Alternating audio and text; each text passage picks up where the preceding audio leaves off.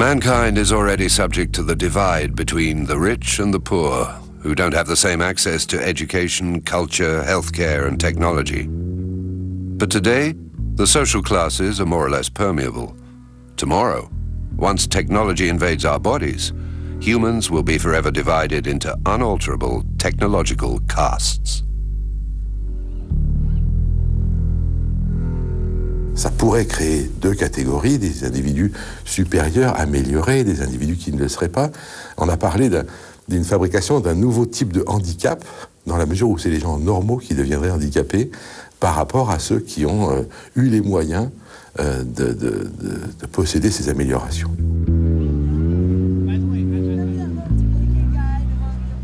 The thought of a world dominated by a small minority, drugged, filled with implants, and holding the power to shape the future of our species is enough to give anyone pause.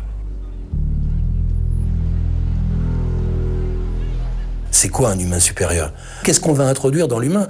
Quand on a fait des vaches qui faisaient plus de lait, c'est qu'on voulait plus de lait. Quand on a fait du maïs qui produisait 100 quintaux à l'hectare, c'est qu'on voulait bouffer du maïs. Et qu'est-ce qu'on veut faire de l'humain? Ça, c'est une question qui n'a pas de réponse.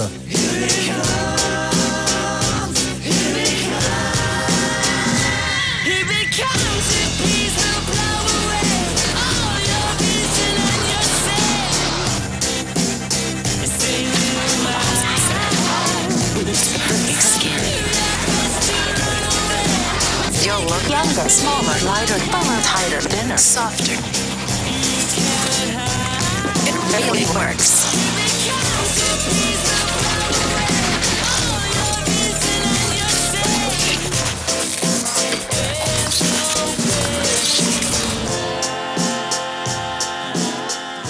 Il est très clair que cette volonté de normalisation de la matière humaine, de la chair humaine, accompagne une volonté de normalisation culturelle. On fait de l'homme compétitif, puisque c'est le mot-clé de notre époque. Et moi, je suis terrorisé par cette idée-là, qui fait qu'il n'y aura plus rien aux marges, donc il n'y aura plus d'espoir de sortie.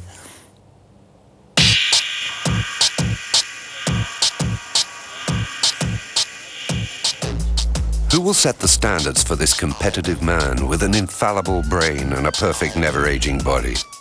Scientists, politicians, the military, or the manufacturers? As we set about trying to model, standardize, and reproduce at will various biological processes, the techno-ideology that sees man as a machine is rapidly gaining ground.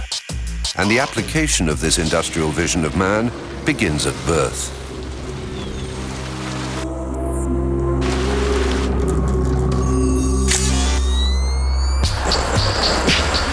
Good evening, Mr. President. As you can see, the breeding stages are complete.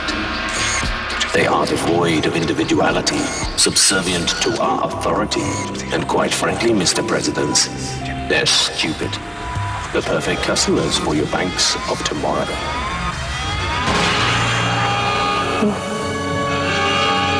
And this one, I'm afraid that one hasn't turned out quite as we expected.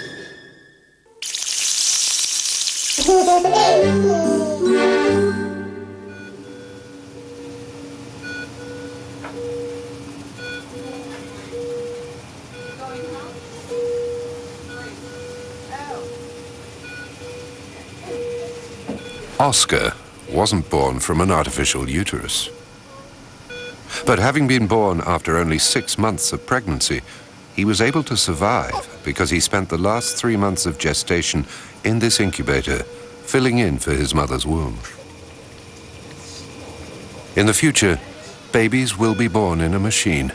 An artificial uterus will enable their fabrication. Surely the stuff of science fiction, yet not entirely. For Henri Atlan, producing an artificial uterus is the logical extension of current medically assisted procreation techniques.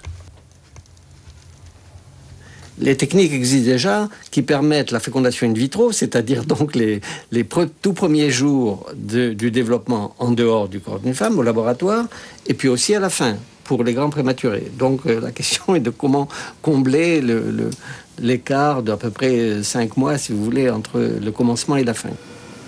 Je ne vous dis pas que c'est facile, je pense pourtant que ça se fera.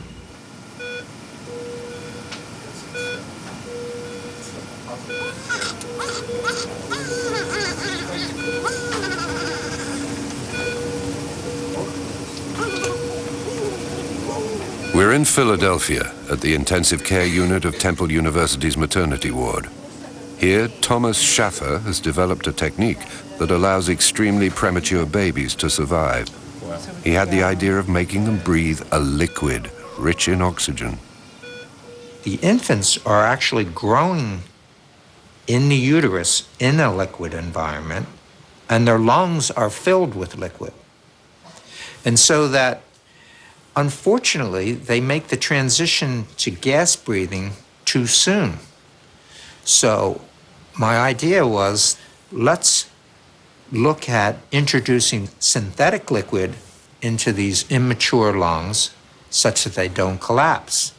And then once they mature, then we stop putting the liquid in, it evaporates, and then the infants are able to breathe gas like a normal infant.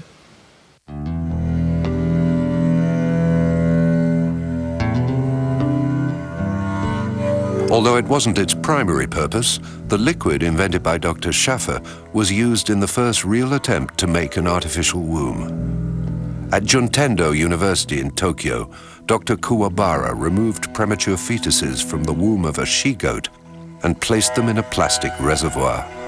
The baby goats reached the end of their gestation, but lived for only 4 weeks after their birth.